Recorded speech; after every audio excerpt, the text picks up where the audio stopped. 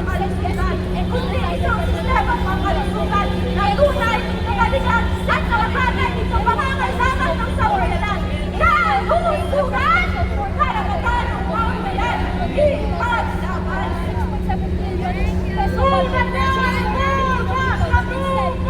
Our foreigners are still not less recent suffering, very low working prices. Our workers are still suffering. Ikaw ang magpalang araw mo sa inyong lahat. Up until now, students don't get their Report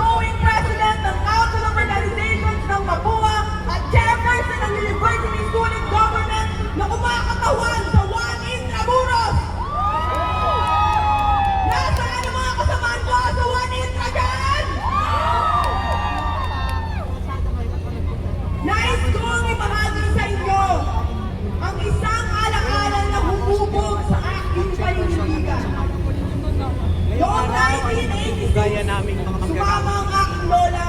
Ang Bitbit ang determinasyon aking 12 years old kabataan niya na magbukas sa People's Power Revolution. At lalong-lalo Sila rin, katulad ko, katulad natin ay tumindig para sa bayan.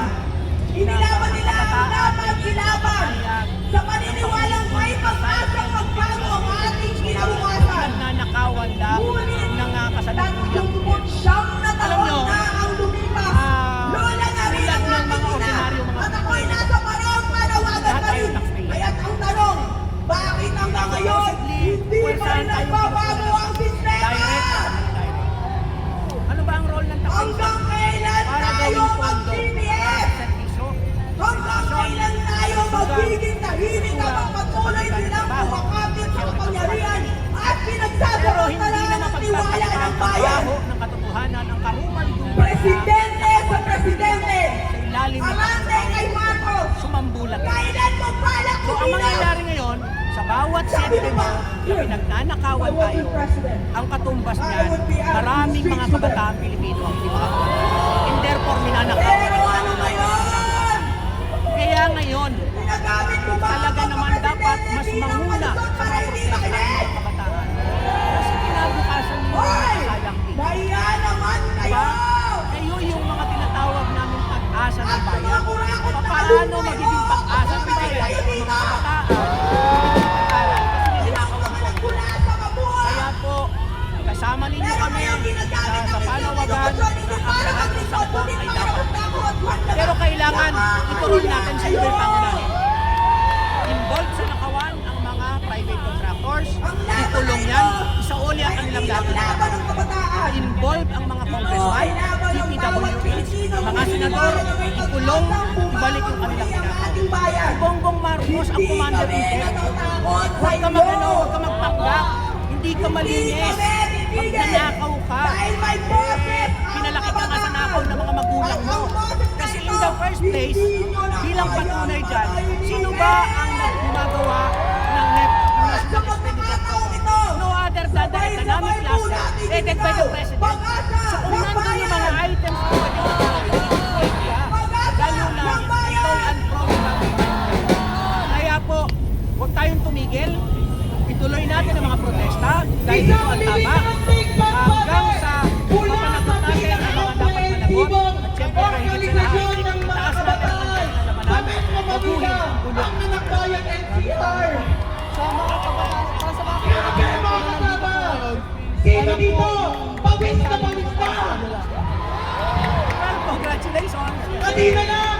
Pinaglalaban Pabis ninyo na! yung ilang Ang kaso. iba't ibang alay ng Sana mga hindi kabataan dito matapos. mula Kasi DLSU sa totoo lang, hanggang ang dito isang sa kabataan, Mendoza, karugtong ng iba't mula ibang FAU at mula dun pa sa IRIS. yung mga kabataang Ang kumilos tanong, ngayon, magparami pa sa tayo, aking tumote, magprotesta bakit sa loob ng mga nagawa universidad, ng sa mga mga kabataan kalsada, yun? at inaanyayahan ko mga Bakit? kabataan sa October 21, Pesa Dahil po, magrarally ang po sistema mula natin sa ng edukasyon na ay hindi iba, kundi komersyalisado sa simpleng salita.